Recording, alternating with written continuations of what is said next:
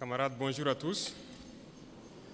J'avoue que c'est un réel plaisir donc d'être là ce matin pour avoir ces moments d'échange avec vous, partager la chaleur humaine donc, de nos frères, sœurs, papa et maman donc, de la région du plateau central. Mais je souhaiterais qu'on puisse rendre un hommage vibrant à ceux-là qui se battent au front, qui nous permettent, nous, de nous retrouver ici, d'échanger et de voir les perspectives pour notre patrie. Et je voudrais qu'on observe une minute de silence pour la mémoire de ceux qui ont laissé leur vie dans cette bataille.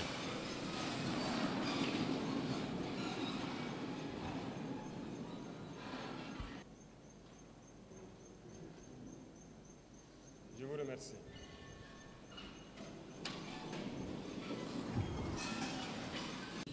Ça fait bientôt 10 ans que nous sommes dans cette situation de guerre. Et je pense que vous suivez l'évolution au fur et à mesure. Et j'espère que tout le monde est conscient que nous ne sommes plus dans une guerre de terrorisme, mais dans une guerre d'indépendance.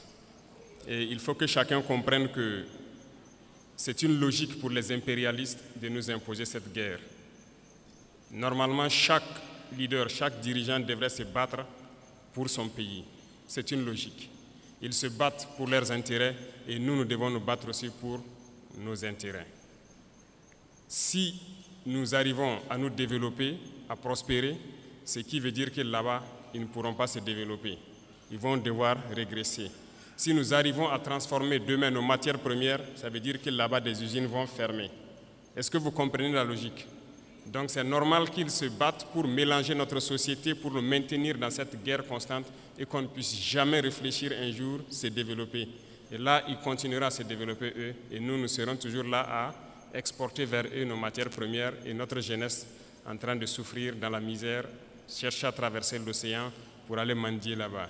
Donc, ils sont dans leur logique de protéger leurs intérêts, de la mauvaise façon certes, mais nous, notre devoir c'est de nous battre pour nous affranchir et nous sortir de cette situation.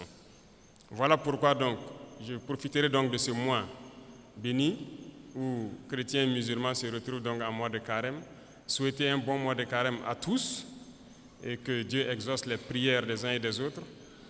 Aussi que chacun puisse à son niveau vraiment profiter de ce mois pour changer de paradigme vis-à-vis de ses voisins, de tous ceux qui nous entourent. Et je souhaite que les leaders religieux ici au Burkina Faso profitent de ce mois aussi pour prêcher, voilà, je dirais la bonne parole, pour prêcher vis-à-vis de ceux-là, ces égarés qui tiennent les armes dans la brousse et qui tuent, parce que certains tuent et ils pensent qu'ils tuent au nom de la religion.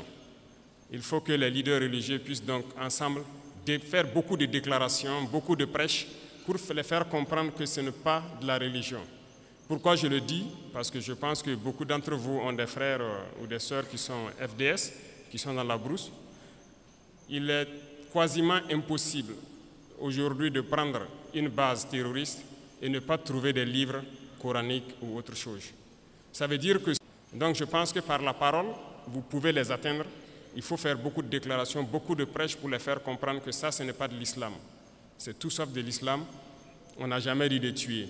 Et nous irons plus loin même. Nous allons demander bientôt donc aux leaders de l'islam, donc du monde entier aussi, de nous joindre dans ce combat-là, avoir des déclarations claires, franches, pour inviter tous ceux qui sont là à tuer au nom de l'islam, que ce n'est pas de l'islam. Normalement, c'est une religion de paix, de solidarité, voilà, d'entraide. Il n'y a pas de raison que quelqu'un tue au nom de l'islam et qu'on ne puisse pas le dire qu'il est sur le mauvais chemin. Plusieurs opérations sont en cours. Il y a des zones abandonnées depuis plusieurs années que nous avons reconquis. Nous sommes en phase de consolidation et nous poursuivons nos manœuvres jusqu'à nos frontières. Dans quelques jours, vous serez bien sûr au courant de tout ce qui a pu être récupéré et nous allons nous implanter dans ces zones pour toujours. Nous n'allons pas reculer, nous allons récupérer la totalité de notre territoire. Et